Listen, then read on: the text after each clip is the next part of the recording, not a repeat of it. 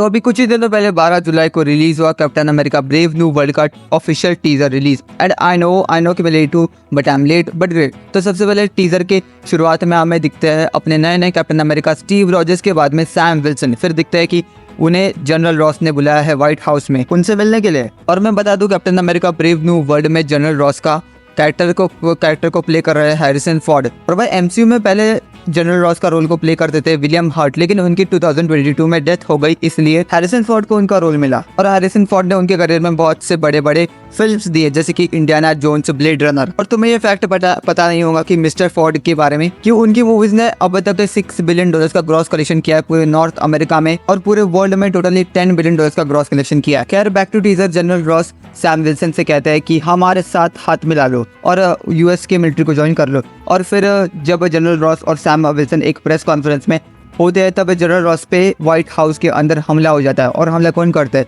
आइजाई Bradley, जिन्हें तुमने falcon and the winter soldier में देखा ही होगा। लेकिन अपने नए कैप्टन अमेरिका उन्हें बचा लेते हैं और फिर सैम विल्सन जनरल रॉस से हाथ मिला लेते हैं और उन्हें ज्वाइन कर लेते हैं।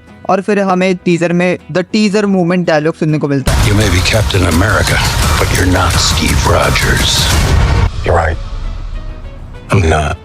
पूरे टीजर में मुझे ये डायलॉग बहुत ज्यादा पसंद आया, क्योंकि इस सीन को अगर डिकोड करे तो हमें ये दिखाई मिलता है कि थंडर रॉस सैम विल्सन की बेइज्जती कर रहा है और सैम विल्सन उस बेइज्जती को एक्सेप्ट कर लेता है। एंड टीजर में 3 बड़े हाईलाइट्स हमें देखने को मिले, नहीं 3 नहीं बल्कि 4। सबसे पहले सेलेस्टियल का एक हाथ, फिर उसके बाद में हमें नया फाल्कन दिखाई दिया जो कि रहने वाले हैं जॉकिन टॉरेस। और फिर एक और हाईलाइट दिखाई दिया आपने ब्रेकिंग बैड में गस का रोल प्ले करने वाले the one and only Giancarlo Esposito, जो कि एक बहुत बड़ा रोल प्ले करने वाले Captain America Brave New World में। और इन्हें देखने के लिए मैं बहुत ज़्यादा एक्साइटेड हूँ, क्योंकि इनकी एक्टिंग नेक्स्ट लेवल पे रहती है। एंड आखिरी और the biggest the baddest highlights, हमें फाइनली हल्क का हार्डकोर एक्शन देखने को मिलेगा, क्योंकि थंडर रॉस इस मूवी में रहने वाले हैं रेड हल्क। लेकिन मैं नाखुश हूँ कि सिर्फ 2 सेकंड के लिए रेड हल्क का ग्लिम्स दिखाई दिया, लेकिन क्या जो है उसमें हमें संतुष्टि लानी पड़ेगी। फिर बाद में टीजर 1 मिनट 57 सेकंड्स का है, और उतना ही चाहिए था, ना ही बहुत ज़्यादा ना ही बहुत कम। टाइम लिमिट को इन्होंने एकदम ऐसे मेंटेन करके रखा है। और भाई ये पूरे टीजर में जिस तरह से नया falcon Joaquin Torres Sam Wilson के आसपास था, तो ऐसा लग रहा है कि वो सैम का लेफ्ट हैंड होगा और आगे वो ही रहने वाला नया फाल्कन। और शायद एमसीयू वाले उसके ऊपर कुछ वेब सीरीज लेके आ जाए, मतलब देखने लायक तो होगा ही होगा। जहाँ भाई टीजर में अपने सेबेस्टियन स्टैन बकी बार्न्स टीजर में नहीं थे, लेकिन 101% मूवी में तो वो दिखाई देंगे, ज़्यादा वक्त के लिए नहीं लेकिन शॉर्ट टाइम पीरियड के लिए तो दिखाई देंगे, क्योंकि वो मेनली फीचर होने वाले थंडरबोल्ट में। फिर काफ़ी सारे नए कैरेक्टर्स अपीयर होंगे captain America Brave New World में, जो कि ठीक ही है, अच्छी बात है। एंड अपने केविन फैगी ने ये वादा सा किया है कि, और दावा सा किया है कि captain America Brave New world captain America winter soldier जैसा थीम और टोन टेस्ट रखेंगी। And really captain America Brave New world captain America winter soldier जैसा आउटलुक रखा है इन्होंने टीजर में, और ऊपर से बार से तो कैप्टन अमेरिका विंटर सोल्जर जैसा थीम टोन टेस्ट रखा है इन्होंने, लेकिन मूवी में ही पता चलेगा कि एक्चुअल में कितना रखा है थीम और टोन। टीजर में सभी एक्टर्स ने अच्छी एक्टिंग करी, स्पेशली एंथनी मैकी ने। और एंथनी मैकी के लिए मुझे अच्छा भी लग रहा है, क्योंकि कुछ सालों पहले टॉम हॉलैंड ने उनके ऊपर मजाक उड़ाया था, और अब टॉम हॉलैंड उनके ऊपर मजाक नहीं उड़ा सकती, क्योंकि उनकी भी एक पिक्चर आ रही है। वो वीडियो तो देखा ही होगा जिसमें टॉम हॉलैंड एंथनी मैकी का बहुत गंदा मजाक उड़ाते हैं, बहुत गंदा रोस्ट करते हैं उन्हें। I haven't seen the Falcon. Oh no, there isn't one. Sorry.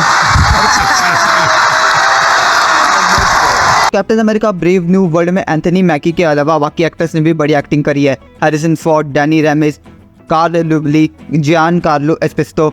And overall movie में बेस्ट तो नहीं लेकिन बेटर एक्टिंग तो हमें देखने को मिलेंगे ही मिलेंगी captain America Brave New World में। और इस मूवी के बाद में और 2 मूवी सैम विल्सन के कैप्टन अमेरिका पे दिखेंगी। फिर उसके बाद सैम विल्सन की कैप्टन अमेरिका ट्रिलॉजी को एंड करेंगे फैगी साहब। एंड ये ठीक भी है, क्योंकि कब तक सैम विल्सन को एज ए साइड किक रखते एमसीयू वाले, लेकिन अब आ रहा है वो लीड में, तो भाई उनके दोनों हाथों में लड्डू भी है। वो अब फाल्कन नहीं होते हुए भी फाल्कन जैसे उड़ सकते हैं, और भाई उनके पास कैप्टन अमेरिका की शील्ड तो है ही। और टीजर फास्ट बेसिस पे चलता है, सभी चीजें एकदम फटाफट फास्ट हो जाती है, इसलिए ज्यादा चीजें रिवील नहीं हुई है। सस्पेंस को इन्होंने बरकरार रखा है और आगे भी रखेंगे। Captain America Brave New world को डायरेक्ट किया है जूलियस ओनाओ ने, जिन्होंने अब तक तो कुछ खास बड़े हिट मूवीज नहीं बनाई है, लेकिन लेट अस सी कि वो क्या पकाते हैं इस बार।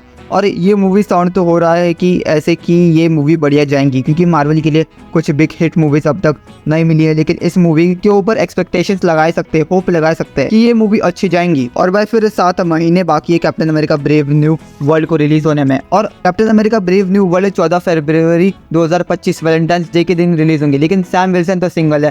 खैर आज के वीडियो को मैं यहीं पे खत्म करना चाहूंगा। लेकिन भाई MCU ने आई गेस जानबूझ के ही डिले किया है मूवी को, ताकि मूवी का हाइप क्रिएट हो फैंस के बीच में। और अब हाइप दिख रही है, लेकिन बहुत ज़्यादा भी हाइप नहीं है। लेकिन मे बी टाइम के साथ में हाइप क्रिएट हो जाएंगी या फिर नहीं होंगी, हू नोज।